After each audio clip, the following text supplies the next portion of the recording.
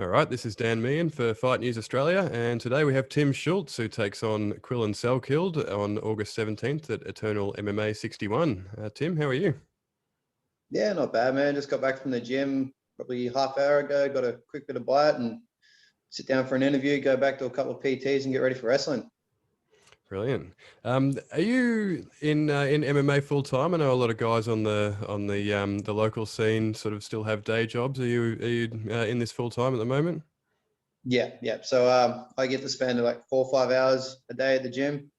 I do the PTs at Integrated MMA now. So I used to work full time. I used to work 2 jobs, and that was taxing to say the least. It was 13 days with 1 day off, and then trying to train morning and night, and not sustainable. So now I'm fortunate enough that Adrian's given me a job doing the PTs, so that gets me enough to, live, save, and train. So I'm happy as every day. Yeah, how good. For those who don't know, can you tell us a little bit about your background and how you found yourself in MMA? I always had like a athletic background, like any sort of athletic endeavor that was there. Like I'd like to play any sort of sports. I originally started with parkour, free running, and then like gymnastics, hence all the flips and stuff like that, and being told I'm over athletic and whatnot. But I was bullied a fair bit in school, just not the most popular kid. So from there it went to like self-defense, and then sort of had a knack for it. And then when I moved out of home pretty early on, and I had a job as a mechanic, so I had a little bit of income, and I always used to just watch the UFC and whatnot. And then I found out there was a MMA center that was like 40K away from where I lived. And at the time I was so broke, I only had a push bike. So I used to ride there, eating my 4th Krispy Kreme like an idiot, training, and then I'd ride all the way home. So that was how I started. And then when I was 17, they said, oh, we've got a guy who's pulled out of a fight in Sydney. And this was in Newcastle at the time. And I've only been training for a month. And they went, oh, do you want to have a Muay Thai fight? Sure, why not? Let's go. Never fought in my life. Like I've always got, kind of picked on, bullied, and I'd never fight back. So I was like, this is the first experience. And I had like a terrible weight cut, had no idea what I was doing. Went into this Muay Thai fight, and I've had this real boxer stance with my hands down here. But I could always throw powerful kicks from doing tricking and like the glamorous side of martial arts. So I was getting my ass beaten, to be fair. In the first round, I hit him with a spinning back fist, which dropped him. And then every time after, I'd pull my shoulder back, he'd guard his head up. And second round, I broke 2 of his ribs with a spinning back kick. I was getting my ass handed to me the whole fight. But when I hit that, I was just like, I'm the best. Like, this is it. This is all I'm doing. And started to buckle down in the training. And then, I went into a couple more Thai fights, and then I went off the rails and whatnot. Pretty hooked on drugs and everything like that. So I had a couple of years off there, and I had a incident where I died for a brief period. So I got burnt. My face was unrecognizable. My arms were unrecognizable, everything like that. 3rd-degree burns on my hands, like my eyelashes. I swallowed the flames. It swelled up my esophagus. And after that, it was kind of like a little tipping point where I was like, oh, is this the life I want? Like, I'm partying every single night. Like, I went a year where more than 3/4 of that year I was on drugs, and it was just not a sustainable life. Like, I'd come home and I'd just start pissing blood, and I'm like, well, this isn't good. Like, you just pass out in random spots. I was like, I don't want to do this. And I thought, what do I want to do? 2 weeks beforehand, I was on my ex-girlfriend's bed at the time, and I looked at where's the best MMA gym in Australia, and I just had Integrated MMA at number 1. I was like, fuck it. Maybe one day I'll move there. Anyway, after all that, I was just like, nah, I'm booking a plane ticket, move to Queensland. So as soon as I made the decision, I hung up and I called my mate who lived up here. I was like, man, do you used to live in Brisbane? Can you put me up in a room for a couple of days? Yep. Sold everything I had, moved up here, started working. As soon as I could afford the gym, I started going to the gym, and then kind of never left. I just became part of the furniture. Started through the amateur career, and I was just like, balls to the wall. There's nothing else going in life. Like, we're just going to chase this. And Wow, here we are. That's an unreal story. So as you say, your first amateur fight took place back in 2016. Is that right? And, according to Tapology, anyway. Anyway, from there you found yourself with a 2-3 record, and you've since reeled off 5 straight wins. Has anything sort of changed in that time, or was it just a case of finding your groove as a fighter? I stopped partying. That was a big thing. I've always had like a extreme personality. So the first couple of my first couple of wins, I was partying, but my diet was never a thing that was great, and I've got a gut disease called ulcerative colitis. So coming into some of those fights, I spent more time in hospital than I did at the gym.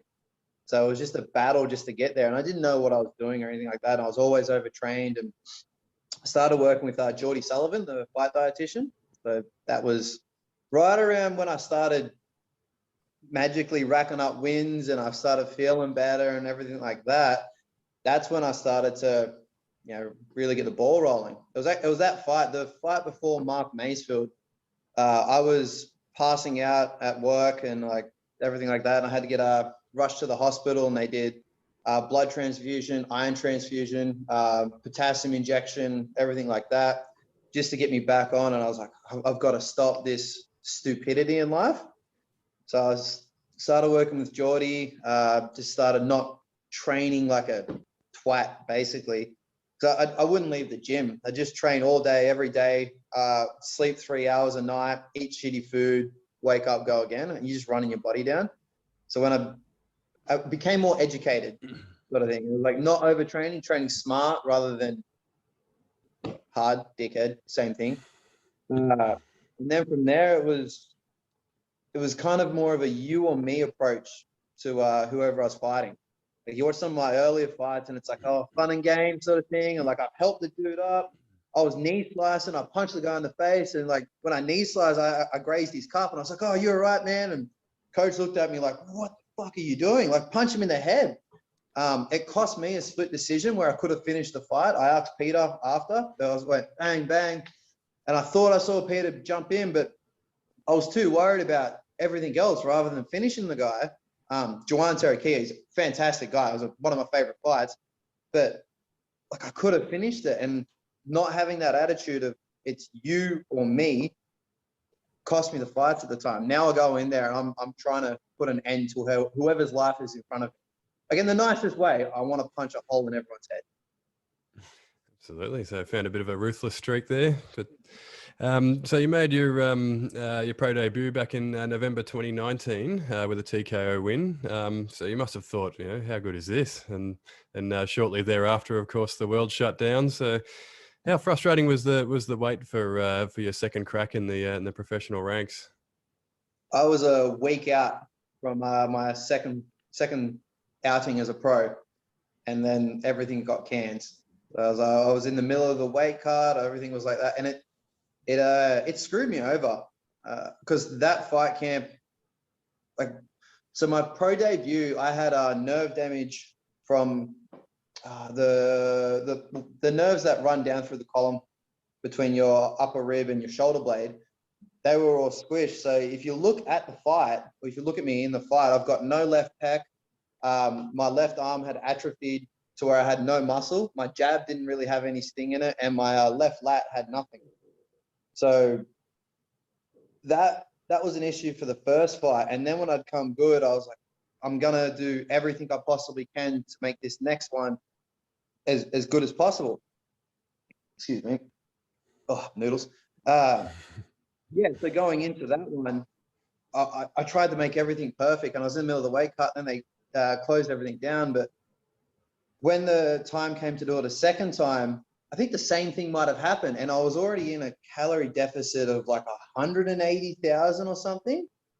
So then it got pushed back, and I had to go straight from that fight camp. I think I had a week to rest, straight into another one. And then if you watch me actually fight Cody, like I'm huge. I'm way too big. I followed a workout program that, let's say, wasn't fight specific, and I look like a bodybuilder going in there. I do have skills.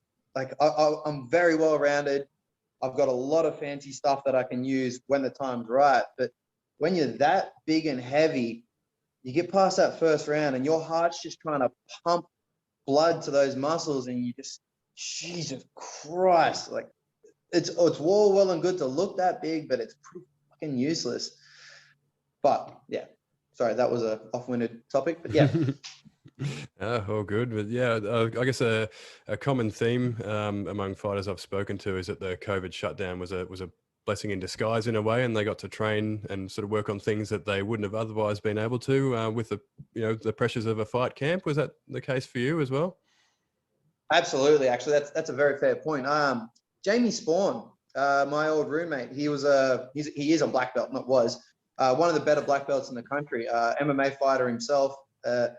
We took our third room. So we lived together in a 3-bedroom house. So we took the third room, ripped everything out, laid it down with zebra mats, and we would just roll every single day. So yeah, it was fantastic. I went from like being, let's say, over athletic blue belt, and that's how I would get away with a lot of stuff in jiu-jitsu, to I consider myself a very good purple belt. I'll tap brown and black belts quite often. I enjoy being a purple belt as well. Like it's my favorite color. It's a good time to be. Like that's where you want to be. But just yeah, I think we did like 2.5, 3 months of just grappling every single day, and it was because it was in a tiny room and we couldn't put holes in the wall. It forced us to be super technical and sit down and everything like that. And we may have had like a sneaky mate or two over who was a brown and black belt. So I went from being like a lonely little blue belt, rolling every single day with 3 guys who were like browns and blacks, both around 100 kilo and athletic. So it was, yeah, it definitely upgraded my skills a lot. That flexibility I got back, just more body awareness and whatnot. But yeah, it was a really good time. And you now ply your trade at Integrated MMA, as you mentioned earlier, under Adrian Pang, who, from what I've seen, looks in unbelievable nick himself. From what I've seen on social media, there. What's it like to train under the Hunter? And it's his years of experience. You can't replicate that. Like he had his first professional fight when I was in preschool. It's a weird thing. So there's all this new stuff that's coming out, and don't get me wrong, it is fantastic. And like, I really believe everyone should be learning everything, but just having someone who's been there and done it all, like when you go into a fight, like he can see things that I can't. Like I like to think I'm pretty good at picking fights. Like you can ask anyone that's around me, like I can usually see what's happening in a fight before it happens, but that man's just got a different eye for it. That he rocks up every single day. He doesn't need to, but he does. So I think he's got a stable of coaches there who are all high-level black belts themselves, but he'll always be there. He's always putting in the work with us. He's always in the trenches with us, and it's a good little, like when he says you're doing something right, he doesn't sugarcoat it, so you know you are getting better. It's like you know when you're making improvements if he tells you. Because if you're stale, he'll tell you if you're stale. If you're shit, he'll tell you when you're shit. But yeah, having him there it's a game changer. Like someone who's been in that many fights and just has the mental edge for that sort of stuff. Like I really believe that's an edge we have over every other gym. Yep. And as mentioned off the top, your opponent is Quillan Salkilld, who, if you look him up, he comes in with an 0-1 record, but he's obviously a very highly regarded prospect despite that from his amateur days. What are you expecting from him, and how do you feel you guys match up? If you look on Tapology, it's got 0-1, but if you look on him on Eternal MMA Perth 53, I want to say, he had a 3 by 5 minute fight with another guy who made his pro debut, but it just never popped up. So that's a bit of a strange one. I think Abdul Agati, striker, and Quillan took him down and got him with a rear naked, which was his pro debut. But then he went and fought Pablo, and he was 0-0. But he got announced as 1-1. So I'm pretty sure he's 1-1. As far as matching up goes, if you want to do the digging and go through my, say, amateur record, my pro record, I think I fought one guy with a losing record. And that by credit, was a short notice fight. They had to fly him up, and that was the only opponent I could get because I couldn't find a match. If you look at his, I think he's fought 2 opponents with a winning record out of, I think, like 10 fights. That's a bit of a confidence booster in me. Like, don't get me wrong, I think time in the cage is definitely a big thing if you're an up and comer. But I feel like every time he's really been tested, it hasn't gone too well for him. One of the guys that he did beat with a winning record, I believe he was like 17, and he was just not built as a male. But as far as a skill set goes, he's a purple belt himself. He's meant to be pretty savvy in all the local jiu-jitsu comps. I've watched, don't get me wrong, I've watched all his fights. This is what I do. Like, I will inspect every interview and then go over it with my coaches and see how we think we match up. But yeah, he's pretty savvy on the ground, like good dasses, very good rear naked chokes. He looks like he's a little pain when he gets on your back. Same as all jiu-jitsu guys. Pretty slick wrestling. I really don't think his striking is on par with mine. It looks like it's rudimentary, so to speak. Like, he has set patterns. Like, he'll go, I'm not going to say what I see, sort of thing, but he has set patterns, and those patterns run across his whole team. So their thing is jiu-jitsu and wrestling, and they hit pads. Whereas someone a bit more, let's say, credentialed in striking sees targets and then hits the targets. The head's going this way, the foot flies up, collects the head. We don't look to 1-2 hook up sort of thing and then hope it lands. It's what can we set up and then make your head run into my foot. Like, I think that's the difference there. As far as wrestling, there's no way he's going to out wrestle me. Like, that you watch any of my fights, there's no one out wrestling me. And as far as jiu-jitsu, like, even in a jiu-jitsu match, I'm confident I could beat his ass. He competes comfortably at 77 kilo in jiu-jitsu. I toss around guys at 84. That's my walking around weight's about 84. Like, I'm not a small human. But in saying that, right now I am lean as fuck. It is a good time. Like, following Geordie from a while out in a new workout program, and which brings me on to strength. So if you look at let's say jiu-jitsu or grappling, wrestling, striking, and they're all even, then you go down to IQ. I've been doing this for 10 years since my first fight. There's no way he's going to outthink me in there. And then you go to strength and cardio. No one's outlasted me in cardio, and no one, like, I'm pretty damn strong, a lot stronger than him. So if we do butt heads, which I don't think we will, and he wants to play who's got the bigger fucking, I really believe I'm going to dust him everywhere. But. And how's training camp been? I'm sure you got plenty of rounds in with Eternal lightweight champion Dan Hill, who's obviously defending his title on the same card. Yeah, 100%. Hilly's my main training partner, so like going tit for tat with him and knowing he is up there, like, we both give each other our licks and whatnot, but it's a good feeling to know where I am and where he is, and like there's a reason he's the champ. He's the champ. Like, he's damn good, sort of thing. But it's good to know where I sit. But as far as, I've just started a strength program with Blair Studley, which is, one of Hilly's coaches, boxing coach, and the head coach of Isaac Hardman. And the guy is a fucking wizard, man.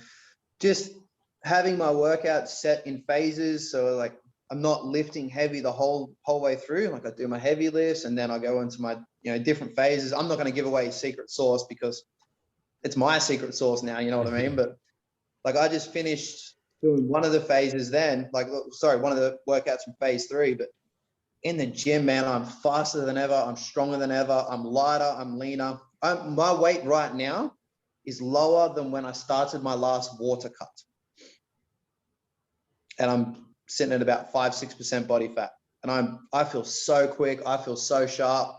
I'm not mentally gone. Like, everything is beautiful. This is the best I've ever felt. It's amazing.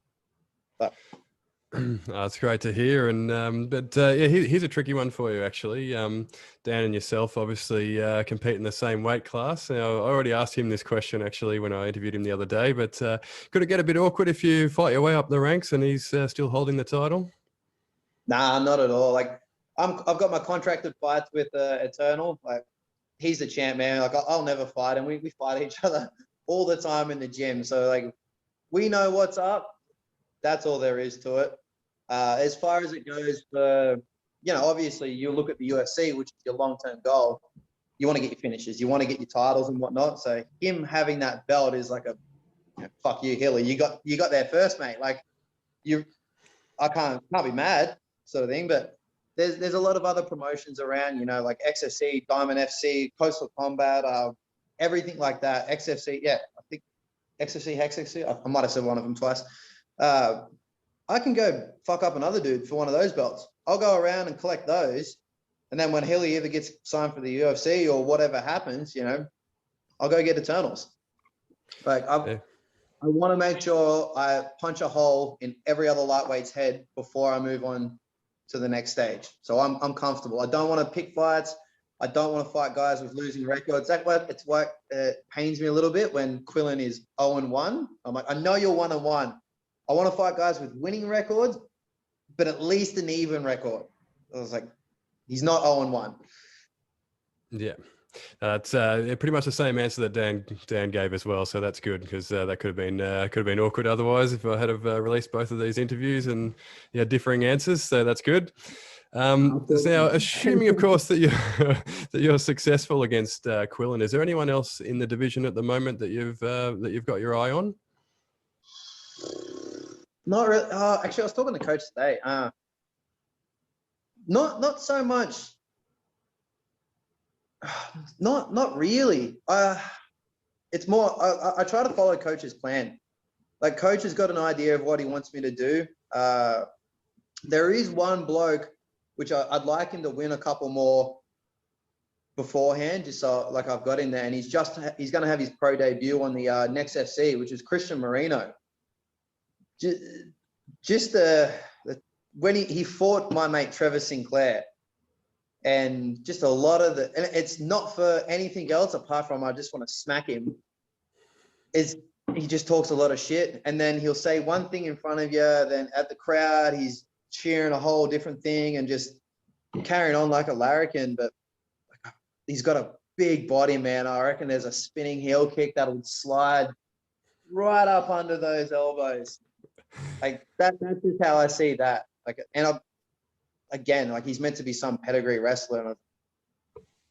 It's MMA. Like the last guy I fought like was 70 fights or something in kickboxing. It was like using MMA striking. I'd struck him. If he wants to wrestle me, you're gonna have to MMA wrestle me. So that's just the name that I've got in my head. But other than that, I'm gonna fight David Martinez eventually. I'm gonna fight Brenton if he's still around. Like all these bigger names, 100% in due time. I'm in no rush. I'm 27. I'm still a couple of years away from my prime. Like as long as I'm in the UFC by my prime, I want to make sure when I get there, I'm ready to go. It's not like I'm still learning. It's like I'm always learning in the gym. Like we've gone through this fight camp, and I'm still learning every single day. And that's the beauty of being in the gym. 4 or 5 hours a day. And yeah, it's good, man. No rush. Yes, as you just alluded to there, you're obviously only 2 fights in, so it still is early days. But obviously, the UFC is, as you've said, is the ultimate goal. Like, do you have sort of a timeline in mind, or a number of fights, or sort of how far off do you think the promised land might be? I'm thinking about 2 years, two good years, assuming I don't get any more injuries. Like I just paid $7,000 for this damn thumb, just shattered in the last one, but. Yeah, assuming no more injuries and whatnot. Oh, excuse me. Oh, yum. Yeah, I'm hoping 4 fights a year. That would be my goal. So if I can get another, including this one, another 2 out before the end of the year, even though it got pushed back. If not, I'll just have a Thai fight or whatever. Oh man, I keep burping. My apologies. Next year you get a good run. Another 4 fights. You're looking at 7, 8-0 sort of thing. Like you've got, assuming all goes to plan, but like I'm not looking to push decisions. I'm looking to finish people in there, and like I make sure it's exciting. Any one of my fights is a fight worth sitting down and watching the whole time. Like I don't go backwards. Like I'm there to kill someone. But as long as you're exciting, you get the titles you need to get, you get the finishes you need to get, and you get clean record sort of thing. Like, and I'm hoping 2 years. Brilliant. Yeah, before I let you go, Tim, do you have any sponsors or anyone you'd like to shout out? I'll hand over to you. Yeah, absolutely. Obviously Geordie Sullivan, the fight dietitian, like he's been helping me for 3 years now, something like that. Life changing, not just career changing, but life changing. Obviously all my coaches and everything like that. We've got a beautiful stable of black belts, and again, I think the largest stable of pro lightweights. And there's Kobe as well, who's a little killer. He'll be a pro soon enough. Jitsy's always good to me. They've just been supporting me out of pure heart. They're a really good crew. Flew us up to Townsville, actually. That was amazing. Combat just sent me out a gift package. Like, shout out to Combat Legends. Just while I've got everyone, I'm going to say it in the fight. If you do watch this, just jump on Instagram and go Kindly, Kindly, Wildlife Sanctuary. Just give them a like. It's a non-for-profit organization that I'm going to try and promote a little bit. If we can get enough viewers on that, then we can get a bit of try and get a bit of funding for them. It's just non-for-profit wildlife sanctuary back down in Armidale, which is pretty close to where I'm from. So I'm trying to boost that a little bit. But other than that, yeah, all my coaches. Shout out to Blair for the workout program. I feel fucking phenomenal. And yeah, thank you, man. Thank you for having me on. I appreciate it. No worries at all. Thanks for coming on. So yeah, Tim, again, thank you for stopping by, and yeah, all the best at Eternal 61. Legend. Thank you very much, my man.